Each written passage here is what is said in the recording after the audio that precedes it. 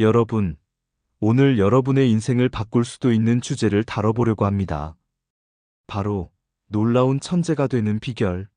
천재가 되는 비결이 무엇인지 궁금하시죠? 그런데 천국 얘기도 없이 고난에 참여하라는 이유가 무엇일까요? 이거 정말 중요한 질문입니다. 인생에서 진정한 성공을 거두려면 고난을 어떻게 이해하고 받아들여야 하는지 알아야 합니다. 여러분, 이 내용을 듣고 나면 고난이라는 단어가 더 이상 두렵지 않을 거예요. 여러분, 고난이 왜 중요할까요? 고난을 겪으면서 우리는 정말 큰 변화를 경험할 수 있습니다. 하지만 문제는 고난이 바로 눈앞에 있는 보상으로 이어지지 않는다는 점이에요. 즉, 고난을 겪을 때 바로 그 대가를 받지 못하는 거죠. 그렇다면 왜 고난에 참여해야 할까요? 그 해답은 디모데후서 2장 5절에서 7절에 나와 있어요. 하나님을 기쁘게 하고 경기의 룰을 따르며 수고한 만큼 대가를 받는다는 비유를 통해 이 질문에 대한 답을 찾아보겠습니다. 지금까지 고난에 대한 생각은 어떠셨나요? 눈에 보이는 보상이 없을 때도 우리는 계속해서 노력하고 인내해야 할까요? 그럼 바로 다음 시간에 이 질문에 대한 더 깊은 답을 드릴 거예요. 여러분, 기대되시죠? 바울이 걸어온 그 고난의 길, 정말 대단하죠. 많은 사람들이 바울을 귀감으로 삼고 그가 겪은 고통과 시련을 보고 놀라워합니다. 하지만 바울을 단순히 대단한 사람으로만 보는 건 사실 조금 부족한 시각이에요. 왜냐하면 그렇게 보는 것은 사실 우리가 고난을 피하고 싶어 하는 마음에서 나오는 핑계일 뿐이기 때문이죠. 우리는 바울이 어떻게 고난 속에서도 확신과 담대함을 잃지 않았는지에 대해 깊이 생각해 봐야 합니다.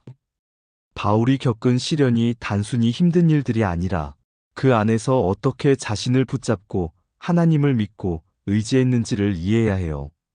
그리고 오늘 말씀에서 정말 흥미로운 점은 바울이 천국에 대해서 언급하지 않았다는 거죠. 우리가 흔히 생각하는 천국에 대한 이야기는 전혀 나오지 않아요. 대신 하나님께서 기뻐하시고 보상을 주신다는 말만 있습니다. 그런데 이 보상이란 게 정말 구체적으로 설명하기 어려운 부분이죠. 왜냐하면 이 보상은 인간의 이해 수준을 넘어서는 하나님 차원에서 주어지는 보상이기 때문이에요. 이것이 과연 어떤 의미일까요? 바울이 그 고난을 통해 얻은 보상은 어떤 것이었을지 그 진짜 의미를 알아가려면 다음 이야기를 들어봐야 합니다. 이거 진짜 대박 아닙니까? 하나님께서 우리를 기뻐하시고 사랑으로 바라보신다는 것 자체가 이미 엄청난 보상이에요. 그리고 여기서 끝이 아니죠. 현실적인 보상도 주십니다. 단지 우리가 상상하는 수준을 훨씬 뛰어넘기 때문에 쉽게 이해가 안 될 뿐이죠. 예를 하나 들어볼게요. 만약 여러분이 애완동물을 키운다고 생각해 보세요. 근데 이 동물이 보통 강아지나 고양이랑 다르게 여러분의 말을 완벽하게 이해하고 그대로 따른다면 어떨 것 같나요? 상상만 해도 너무 귀엽고 소중하지 않나요? 이 정도면 그냥 가족보다 더 특별한 존재가 되는 거죠. 실제로 이런 사례가 있었어요. TV 동물농장에 나온 행복이라는 강아지, 혹시 기억나시나요? 주인의 말을 너무 잘 알아듣고 그대로 행동하는데 보는 사람들까지 감동할 정도였어요.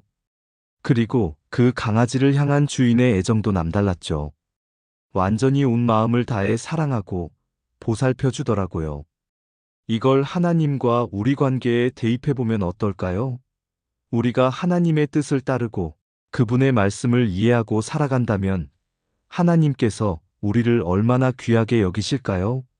생각만 해도 엄청난 일 아닙니까? 근데 여기서 중요한 포인트가 하나 있어요. 하나님은 단순히 사랑만 주시는 게 아니라 우리가 감히 상상도 못할 방식으로 보상해 주신다는 거예요. 대체 그 보상이 뭘까요? 이 부분, 이제 더 깊이 들어가 봅시다. 자, 이거 정말 중요한 포인트입니다. 우리가 하나님 말씀을 듣고 그대로 행동하면 하나님께서 기뻐하십니다. 그리고 보답도 주시죠. 그런데 여기서 오해하면 안 되는 게 있어요. 우리가 원하는 걸 다 주시는 게 아닙니다. 왜냐하면 우리가 원하는 게 항상 좋은 게 아니거든요. 오히려 우리한테 해로운 걸 좋아할 때도 많습니다. 예를 들어 볼까요? 어린아이가 불량식품을 좋아하는 것과 같아요. 부모 입장에서는 그걸 막아야죠. 아이가 과자를 원한다고 해서 매일 먹게 내버려 두는 게 아니라 건강한 음식을 주는 게 사랑입니다. 마찬가지로 하나님께서 우리에게 주시는 것도 우리가 이해할 수 있는 수준에서 받아들일 수 있어야 합니다. 그래야 감사할 수 있고 진짜 기쁨을 누릴 수 있어요. 그렇다면 여기서 궁금해지지 않나요? 하나님께서 주시는 것들을 우리가 더 잘 받아들이려면 어떻게 성장해야 할까요? 이제 그 답을 찾아가 봅시다. 세상 기준에 갇혀 있으면 어떤 일이 벌어질까요? 원하는 걸 얻지 못하면 슬퍼하고 힘들어하죠. 그런데 진짜 문제는 원하는 걸 다 얻어도 결국 스스로를 무너뜨릴 수도 있다는 거예요.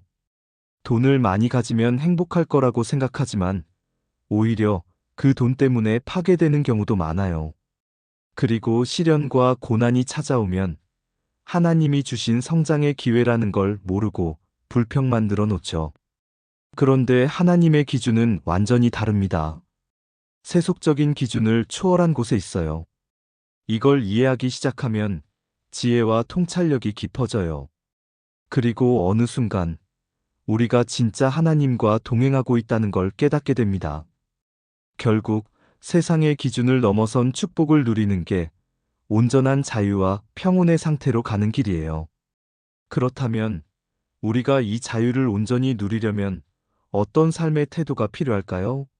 바로 이어서 이야기해 볼게요. 자녀가 말을 안 들어서 속상하고 힘든 이유, 결국 내 기준 때문입니다. 내가 기대한 대로 행동하지 않으니까 실망하는 거죠. 그런데 하나님의 기준에 가까워질수록 자녀를 바라보는 관점이 완전히 달라집니다. 더 깊고 넓게 보이기 시작하는 거예요. 그러다 보면 자연스럽게 자녀를 대하는 태도도 달라지고 그 방식이 새롭게 변화됩니다. 이것이야말로 현실 속에서 경험하는 초월적인 지성과 지혜입니다. 돈이 없어서 원하는 걸 못한다고 아쉬워할 때도 마찬가지예요. 하나님의 기준에서 보면 내가 포기한 것이 오히려 나에게 더 큰 유익이 될 수도 있습니다. 또는 내가 미처 생각하지 못한 더 좋은 기회와 경험으로 연결되는 경우도 많죠.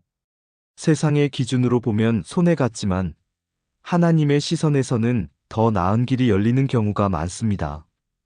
결국 중요한 건 내 기준을 내려놓고 하나님의 기준을 붙드는 것입니다. 그러면 자녀를 바라보는 눈도 인생을 살아가는 태도도 완전히 달라집니다. 그렇다면 하나님의 기준을 내 삶 속에서 어떻게 실제로 적용할 수 있을까요? 이게 진짜 핵심입니다. 이제 그 답을 찾아보겠습니다. 우리가 이런 경험을 하면 할수록 신기하고 놀랍고 또 기쁘기까지 합니다. 하나님과 동행한다는 게 이렇게나 생생하고 현실적이라는 걸 느끼게 되죠.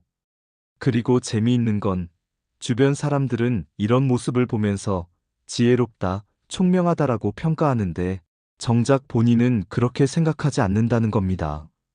그냥 하나님을 바라보며 살다 보니 자연스럽게 그런 선택과 영감을 얻게 된 거예요.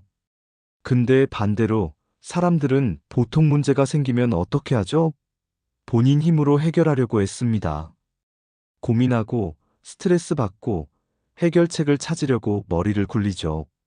그런데 하나님께서 주신 문제를 인간의 한정된 생각으로 풀려는 것 자체가 이미 부족한 답이 될 수밖에 없습니다.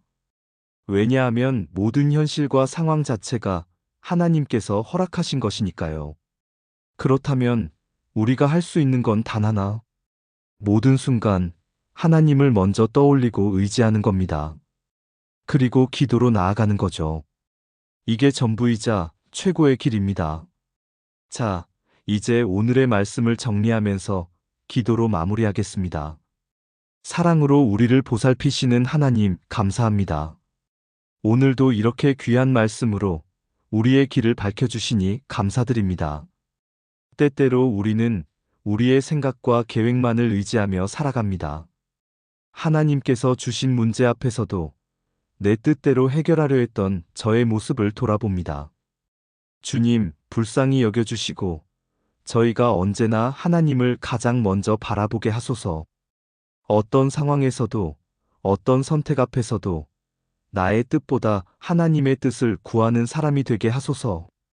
하나님의 지혜가 나의 지혜가 되고 하나님의 길이 나의 길이 되게 하소서. 우리 공동체가, 우리 교회가, 우리 가정이 하나님의 신실한 인도하심을 따르는 곳이 되게 하소서. 우리 삶에서 가장 큰 기쁨과 만족이 오직 하나님께만 있음을 알게 하시고 그것이야말로 진정한 자유이며 평안임을 깨닫게 하소서. 오늘도 우리의 기도를 들어주시는 하나님께 감사드리며 예수님의 이름으로 기도드립니다. 아멘. 그리고 여러분, 오늘 말씀을 들으면서 어떤 생각이 드셨나요? 혹시 아직도 신앙생활이 어렵게만 느껴지시나요? 그렇다면 다음 영상에서 하나님과 동행하는 삶이 얼마나 현실적이고 우리 삶에 직접적인 영향을 주는지 더 깊이 나눠볼게요. 기대되시죠? 그러니까 구독, 좋아요, 알람 설정해 두시고 다음 영상에서 꼭 다시 만나요.